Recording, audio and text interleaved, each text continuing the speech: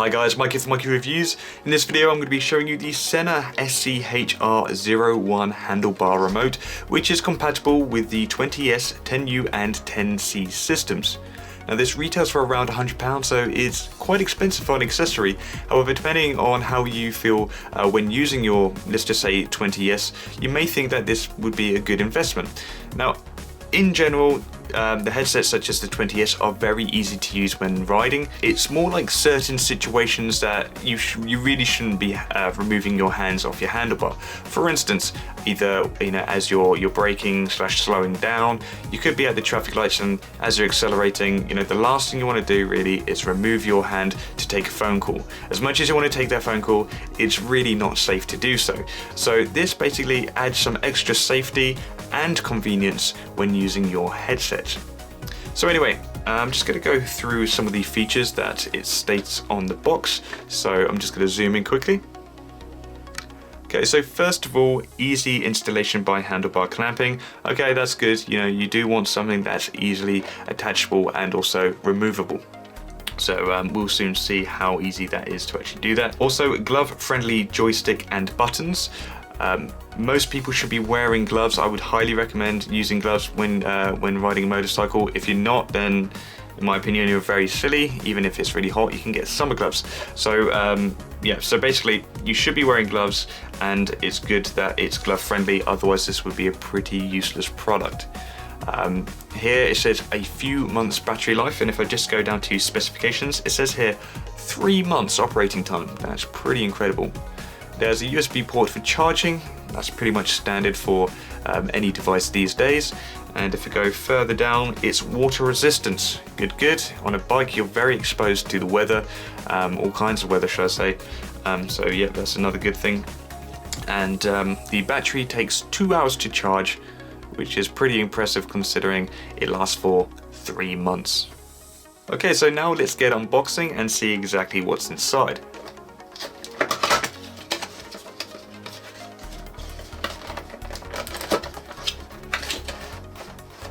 Now that was really easy to remove, which is always good.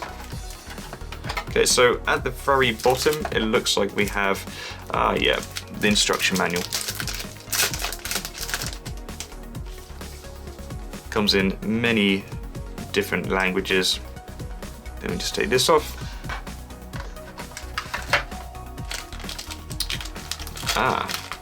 Looks like we have some little rubber bands. This is probably to add a little bit of extra grip when mounting it onto your handlebar.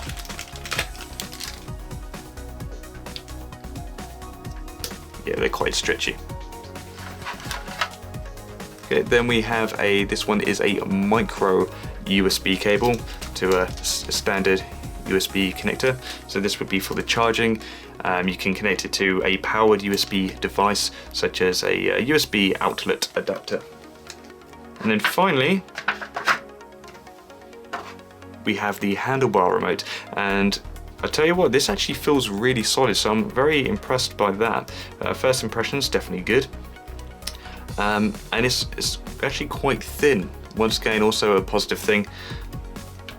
And it looks like, oh, that takes quite a lot of force. So it's got a good amount of clamping force there. So you shouldn't have to worry about that slipping off. Before I show you how to pair it up with your Sena Bluetooth headset, I'm going to show you around the product. So first of all, this is the front of the device. Down here you've got the LED indicator, so once it's powered on, you can see the status of it, either the battery indicator, which tells you when you turned it on, and also when it's paired, etc. Up the top here you have the joystick, so this can also be pressed down and it also swivels. Just below that you have the front button, and there is like a little raised bit there just to make it a little bit easier to press down. On the side you have the USB charging port. This is the rear, and you also have a rear button, and this to the side is the clamping joint. So it's a very simple product. Not really much to it. Technically there's 3 buttons or combinations of buttons that you can press, and all the commands are right here. So it may take a little while to remember, but they do look pretty simple. Before use, it's always advisable to give the device that hasn't been used before a good full charge. So we'll put it on charge for about 2 hours, and then at least you know it's going to have the full battery capacity and it's not going to run out on you anytime soon. To turn the remote on, you just have to tap the front button once, and then an LED indicator should light up, followed by a sequence of red LED lights. Depending on how many red lights appear will determine on the battery left. So for instance, if it lights up twice, it means it has between 0 to 30% battery left.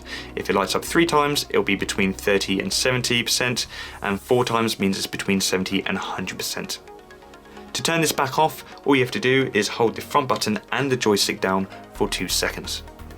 So to pair your headset, first of all, make sure your headset is updated to the latest firmware to ensure optimum connectivity.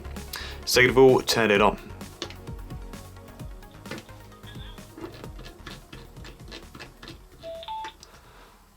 Okay, so depending on your headset, you might have to do pairing in a different way, but with the 20S, you have to hold the jog button down for 10 seconds to enter the configuration menu. First of all though, I'm going to enter the pairing mode on the remote control, so I'm going to hold down the rear button for 5 seconds.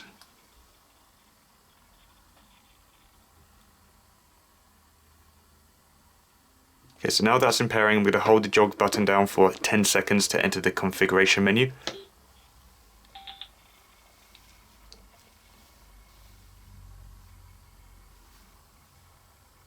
Intercom pairing. Keep hold of it when it says this. Configuration menu. There we go. Now you want to just twist this around until you get the right option. Exit configuration. Universal intercom pairing. Remote control pairing. This is the one you want, and then press the phone button on the back. Configuration exit. Remote control pairing. Remote control connected. And there we have it. These are now connected. Just a quick example of what you can do with the Handlebar Remote when connected to your headset. I currently have the 20S, of course, connected to the Handlebar Remote, and it's also connected to the smartphone. I have some music loaded up on my smartphone, but it's not currently playing. So by holding the joystick down for about a second, it'll start playing. I can also adjust the volume by holding it down to decrease the volume. And if I hold the joystick up, it will then increase the volume. If I wanted to skip a track, just hold it to the right direction for about a second. There you go, so now I skip the track. If I want to go back, I'll just do that again. Well, see, twice. There you go, so it's back to the first track. And then I'm going to pause it again. Now, when it comes to the instruction manual, I would say take it with a pinch of salt, because it does look like some of the commands are wrong. For instance, the speed dial, it says double tap the front button, but actually it's double tapping the rear button. Speed dial. And then to cancel it, you just press the front button. Cancelled. So it's just all, having a little play around, getting comfortable to the remote. Control-wise, it's very simple, but the real test is when it's on the motorcycle. Mounting the remote onto your motorcycle is very simple. You just want to open up the clamp like this and place it over your grips. Now if you feel like there's not enough clamping force going on, then you may want to use the rubber bands that are included. So the proper way of setting this up is to have the joystick more in a vertical position like this. So in my case, I have this completely aligned with my indicator switch. The next thing you want to do is make sure your clutch lever doesn't actually make contact with the remote control. So I'm just going to press that down now. There we go, not one bit of contact, which is exactly how you want it. Though this setup may differ depending on the type of model of motorcycle you have, as you may find that yours may not be suitable for this kind of setup. So another setup I found is to have these two extruding bits coming out from the remote there. If you turn this around so that the clutch lever slots in between, there we go. That's another way you can have it. Now I actually really like this setup because I personally find it a lot easier to get all the buttons. I can actually use my thumb for all 3 buttons. However, in my case, it actually restricts my my ability to hit the indicator. So from a safety point of view, that's probably not the best way. So in my case, I'm actually going to stick with the official way. After having a couple of days use with this remote, I've got a much better opinion surrounding it. First of all, the instruction manual. This needs a bit of working on, and here's why. So first of all, I'm just going to state that the instruction manual is very easy to read. It has a very nice layout. Nothing wrong with that. However, when it comes to pairing with the three main devices, the 10C, 10U or 20S, it's not very clear on how to do it. Okay, sure, it's very clear on how to put the remote in its pairing mode, but it's not very obvious of how to put the 20S into the appropriate pairing mode, because the intercom or phone pairing will not work. You have to go through the configuration menu, which is, it's a lot more long-winded than the other two pairing modes. So I think it would definitely help other users if they covered all three devices, because like I said, this remote was made primarily for them. So that would be, much more hassle-free, just looking at the instruction manual. Oh, this is how you put this remote in its pairing mode. Oh, and this is how you pair it up with the other three. And lastly, with the instruction manual, is not all commands are the same, which, there's going to be a lot of people that probably get annoyed by this. Right, so at the moment, I've only used it with the 20S, and the commands are wrong for the 20S. It might be right for the others, you have to see, depending on what device you have. So as for like adjusting the volume, skipping tracks and all that, that's all correct in the manual, but things like connecting to another intercom, accepting a phone call, etc., that's not right. So they do need to change that, because it shouldn't be the user's responsibility to have a play around to find out what commands do what. If there's an instruction manual, it should all state in it. It makes people's lives a lot easier. That aside, the remote is very, very easy to use. Now, it does push my hand a little bit in and out more, which took me probably a couple of hours to get used to, just because I like my hands to be quite far in on the handlebars. But now I'm used to it, I have no issues.